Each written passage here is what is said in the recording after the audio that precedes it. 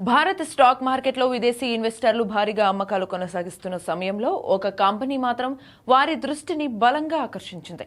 అదే హెచ్ఎఫ్సిఎల్. అంటే 2026లో ఇప్పటి వరకు ఈ కంపెనీ షేర్ దాదాపు 200% పెరిగింది.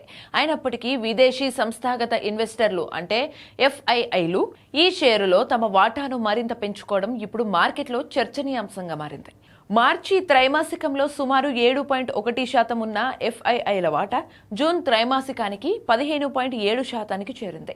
అంటే షేర్ ధర భారీగా పెరిగిన తర్వాత కూడా విదేశీ ఇన్వెస్టర్లు ఈ కంపెనీ భవిష్యత్తుపై విశ్వాసం వ్యక్తం చేస్తున్నట్లు కనిపిస్తోంది.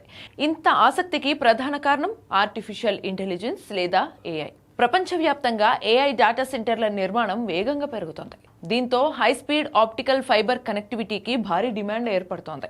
ఈ రంగంలో హెచ్ఎఫ్సిఎల్ కీలక పాత్ర పోషిస్తోంది. ఇటీవల కంపెనీ ప్రకటించిన ఆర్థిక ఫలితాలు కూడా మార్కెట్ను ఆకట్టుకుంటున్నాయి.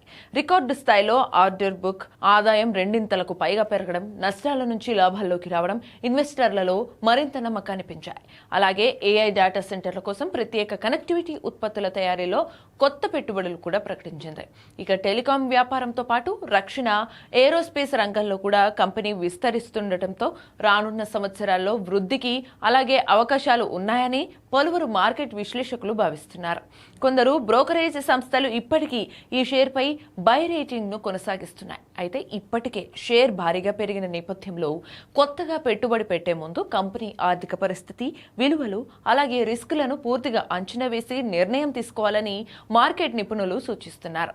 మార్కెట్లో అవకాశాలు ఎంత పెద్దవైనా పెట్టుబడి నిర్ణయాలు మాత్రం పూర్తి పరిశీలనతో తీసుకోవడం ఎంతో ముఖ్యమని నిపుణులు చెబుతున్నారు.